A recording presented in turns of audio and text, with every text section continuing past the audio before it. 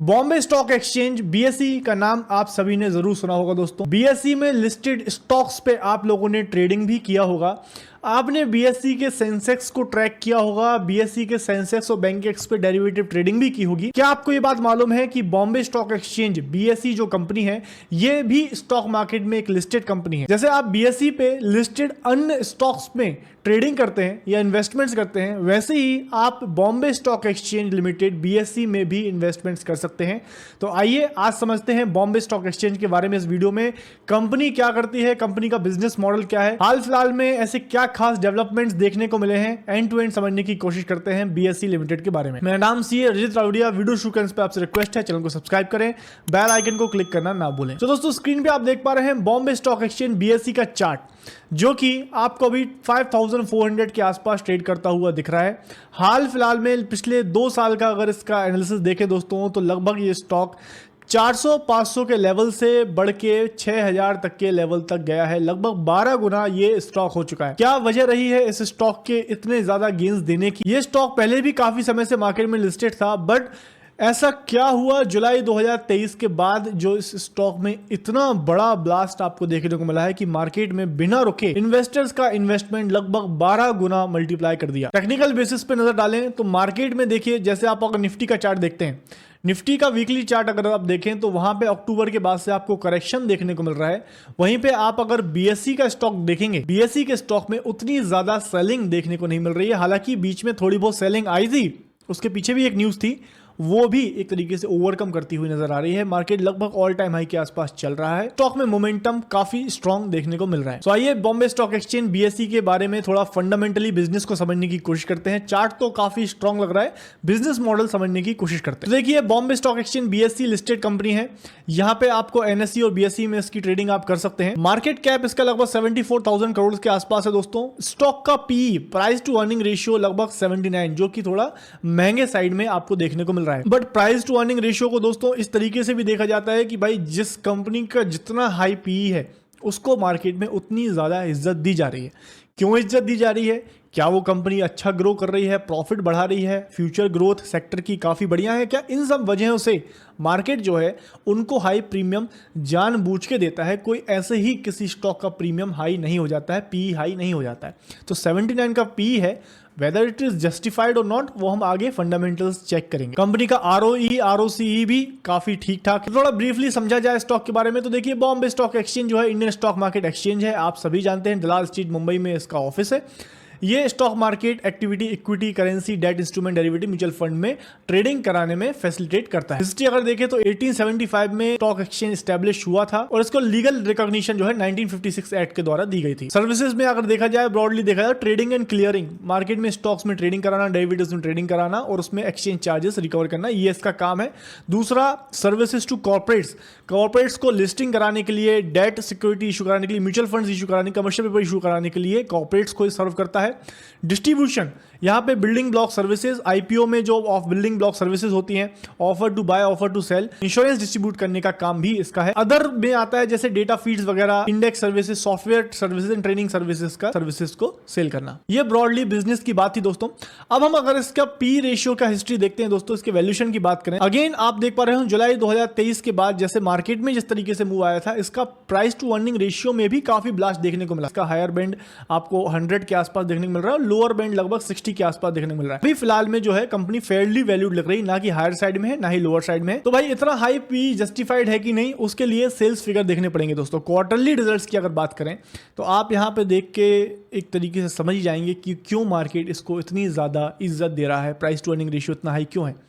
आप देखिए यहाँ पे लगभग जून 2023, जो कि मैं आपसे बात कर रहा था दोस्तों, हमने मार्केट में भी देखा, जून 2023 में लगभग 35% की सेल्स ग्रोथ, फिर उसके नेक्स्ट क्वार्टर 54%, फिर 78, फिर 110, फिर 150, 125, 100%।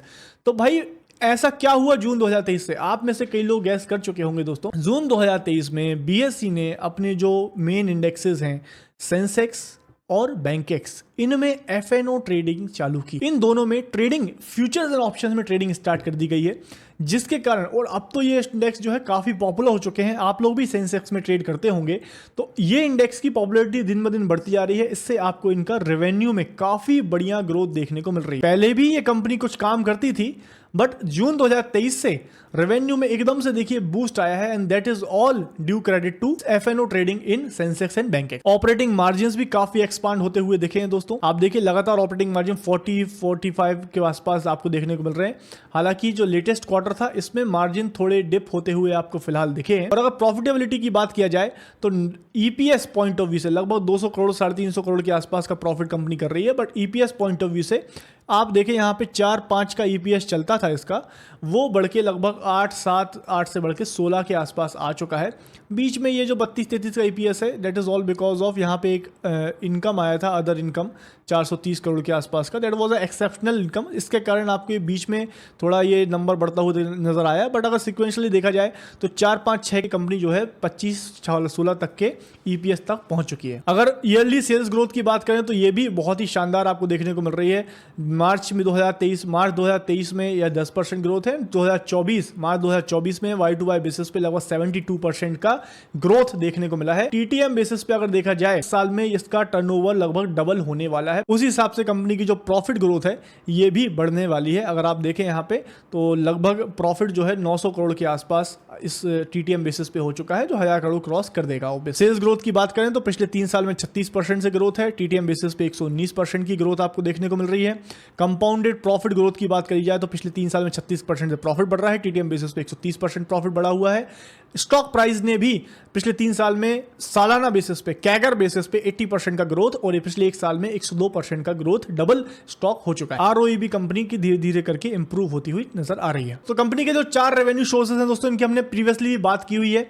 ये आप यहाँ पे देख सकते हैं, इसको पॉज करके थोड़ा डिटेल में समझ सकते हो कि 4 तरीके से कंपनी जो है पैसा कमाती है। इसमें से दोस्तों इसका जो ये वाला सेगमेंट है ट्रेडिंग एंड क्लियरिंग, ये काफी हाई रेटेड एक तरीके से सेगमेंट है। इसमें काफी बढ़िया ग्रोथ देखने को मिल रही है। आइए इसको डिटेल में समझने की कोशिश करते हैं। इक्विटी मार्केट में, इक्विटी स्टॉक्स में, कैश में अगर देखा जाए दोस्तों तो एवरेज डेली टर्नओवर लगभग 54% से ग्रो हुआ है 9th मंथ बेसिस पे। और ट्रांजैक्शन चार्जेस में लगभग 48% का ग्रोथ देखने को मिला है अप्रैल से लेकर दिसंबर 2025 तक। इक्विटी कैश में काफी बढ़िया ग्रोथ देखने को मिल रही है। इक्विटी डेरिवेटिव सेगमेंट में आप देखिए यहाँ Q1 2024 से लेके Q3 2025 तक किस तरीके से ग्रोथ हुई है। हालांकि Q3 2025 में थोड़ा डिप देखने को मिला है।